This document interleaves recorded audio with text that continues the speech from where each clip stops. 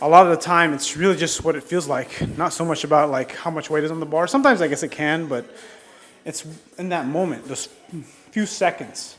It's amazing.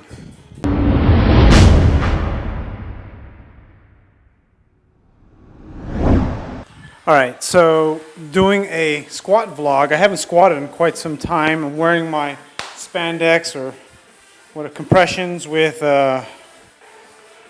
some Olympic shoes, which I haven't worn in quite some time. So I'm gonna chat and do some sets, and maybe you can hang out with me for a little bit.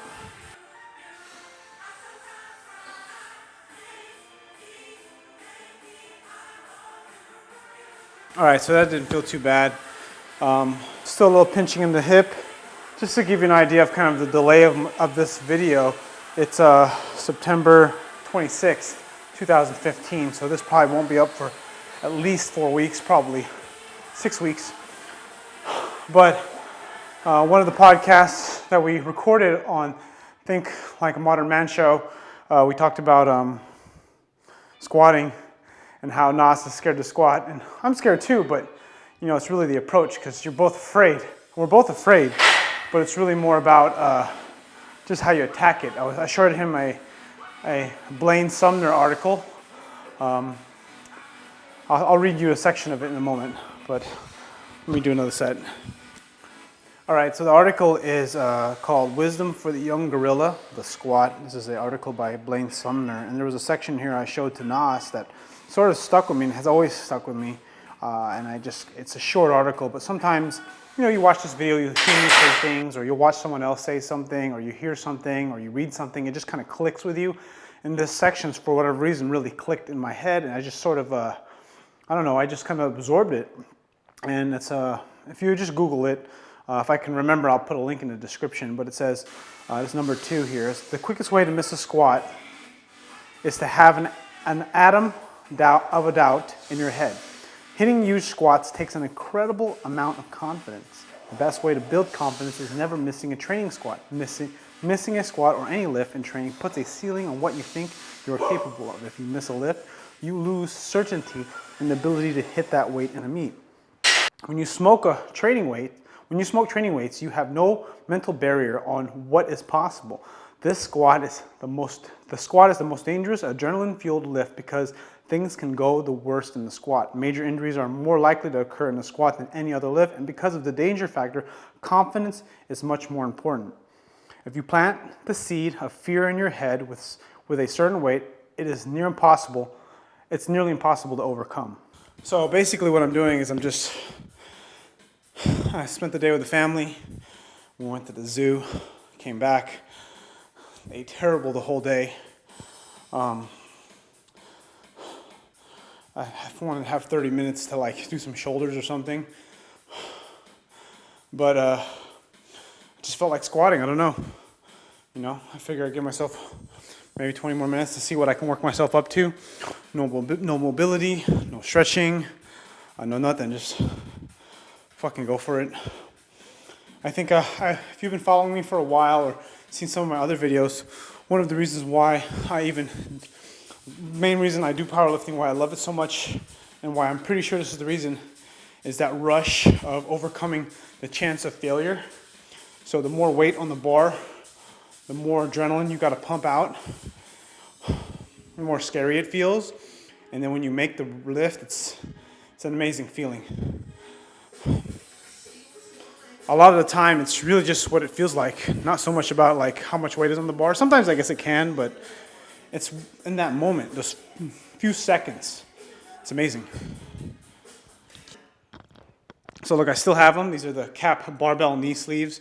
The first time I used the cap barbell knee sleeves, I'll have a link in the description in case you would like to see a review I wrote about it a while ago, or I made a video on. But they're super cheap. I think I bought them for $12 or maybe $10, maybe $15.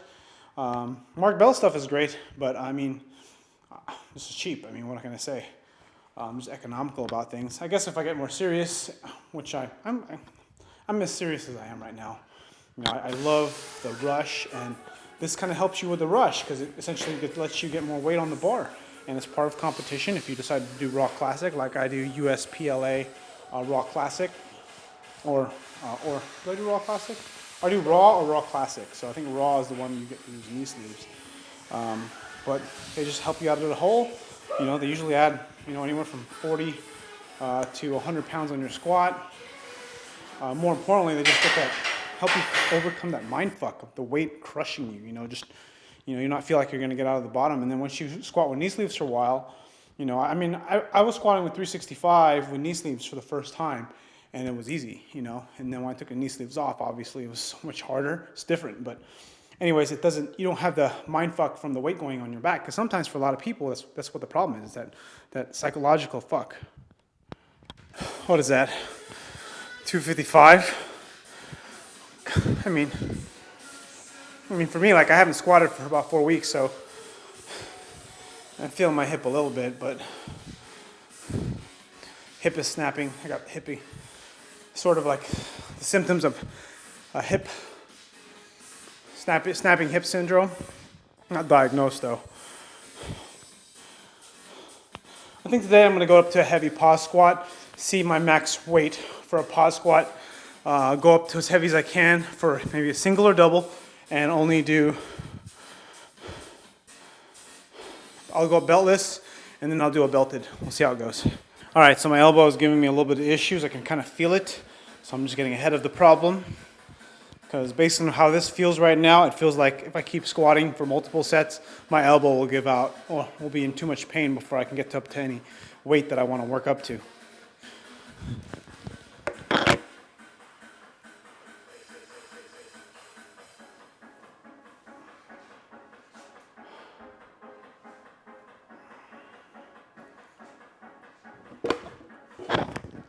I guess I'll just use this video as sort of a guide, kind of what my body fat is and where my weight is. I haven't checked my body fat, honestly, because I'm just afraid to know what it is. But I'm about 196 right now. I was 195 this morning. I hover between 194 and 197. I'm trying to get down to 181 by my powerlifting meet. Probably going to, I don't know. I'm probably going to cut down to 186, 187. That's my target weight, and then have a water cut from that weight down to 181.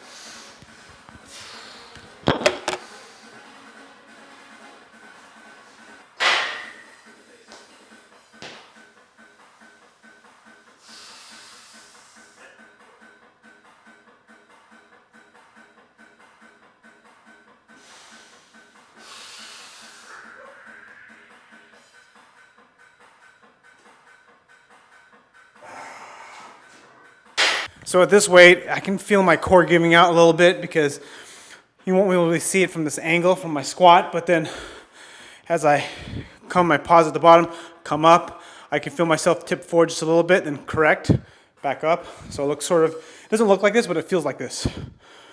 Come the bottom, up. Okay, so I'm going straight down perfectly, but then going up like this, and back up. So, like a tiny good morning, breakdown in form. With the belt, that wouldn't happen. I mean, some people say there's weak quads, weak core, weak both. But the reason why weak quads, to get an idea, is that if your quads are able to really be fast with that knee extension, that leg extension, you're going to be able to shoot past that weak point because I'm pausing after all. So I'm having to change pausing and then going into, you know, changing direction. So I'm having to get to the sticking point and have to stay tight, you know. And because I am obviously a good deadlifter in comparison to my squat, my hamstrings and glutes are having to do more work because they have more leverage from a strength standpoint. All right, so I got 315 on the bar. A little nervous, but that's why I do this. It's the nerves. Am I gonna pause? Am I gonna panic? I'm not gonna panic, but I'm going to pause. I'm gonna get one, maybe two. So, yeah, the number I think is fucking with my head. It's from the previous set. I am, I think, 30 pounds heavier, and I did mention that little weakness. But keep in mind that set wasn't pumped up or amped up. So I'm going to take the same approach here. I'm not going to amp up myself too much because that's exhausting. I'll save it for my last one. Okay, let's do it.